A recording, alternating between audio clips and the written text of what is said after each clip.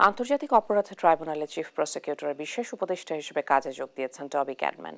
কথা বলেছেন সাংবাদিকদের সঙ্গে। নিয়ে বিস্তারিত জানব সহকর্মী সাবরিনা মজুমদারের কাছে। সাবরিনা, টবি ক্যাডম্যান যোগ দিয়ে কি প্রত্যাশা করছে আন্তর্জাতিক অপরাধ ট্রাইব্যুনাল?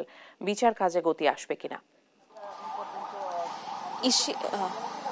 ইশিকা, আপনি যেমনটি জানেন যে জুলাই আগস্ট গণহত্যার বিচার যাতে স্বচ্ছভাবে হয় এই জন্যই কিন্তু চিফ প্রসিকিউটরের বিশেষ পরামর্শক হিসেবে টবি ক্যাডম্যানকে নিয়োগ দেওয়া হয়েছে এবং তিনি আজকে প্রথমবারের মতো আন্তর্জাতিক অপরাধ ট্রাইব্যুনালে এসে চিফ প্রসিকিউশন টিমের সাথে এবং তদন্ত সংস্থার প্রধানরা যারা আছেন তাদের সাথে বৈঠক করেছেন এই জুলাই আগস্ট গণহত্যার বিচার কিভাবে স্বচ্ছতার সাথে আসলে করা যায় সেই বিষয়ে।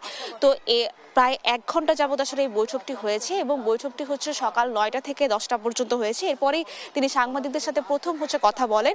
তো প্রথমে যখন আমরা চিফ প্রসিকিউটরের সাথে কথা বলি, তিনি এটাই বলেছেন যে টবি ক্যাডম্যানকে আসলে বিচারিক প্রক্রিয়া যাতে আন্তর্জাতিক মানদণ্ডের সাথে হয় এই জন্যই টবি ক্যাডম্যানকে এই পরামর্শক হিসেবে নিয়োগ দেওয়া হয়েছে।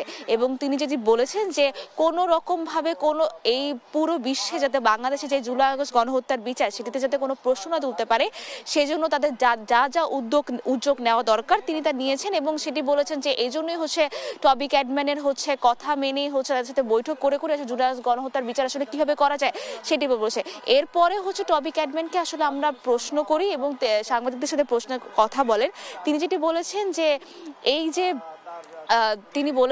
এই যে আমাদের যে আন্তর্জাতিক অপরাধ ট্রাইব্যুনালে যে আইন অধ্যাদেশ জারি করা হয়েছে সেটি নিয়ে আসলে তিনি সন্তুষ্ট এবং সেটি যথেষ্ট আন্তর্জাতিক মানদণ্ডের সাথে হয়েছে এবং তিনি বলেছেন যে তিনি তার পেশাদারিত্বের সাথে স্বচ্ছতার সাথে যতটুকু সম্ভব তিনি আন্তর্জাতিক অপরাধ ট্রাইব্যুনালে জুলাই আগস্ট গণহত্যার বিচারে যতটুকু সম্ভব তিনি পেশাদারিত্বের সাথে আসলে তিনি কাজ করবেন। এবং যেভাবে এরপরে সাংবাদিকরা আসলে প্রশ্ন করেন যে শেখ হাসিনার বিচারে আসলে তিনি কি বলতে চান। তিনি যেটি বলেছেন যে শেখ হাসিনার বিচারে আসলে এই বন্দি বিনিময় চুক্তিতে ভারতের কাছে তিনি আশাবাদী যে ভারত আসলে শেখ হাসিনাকে ফিরিয়ে দিবে জুলাই আগস্ট গণহত্যার জন্য।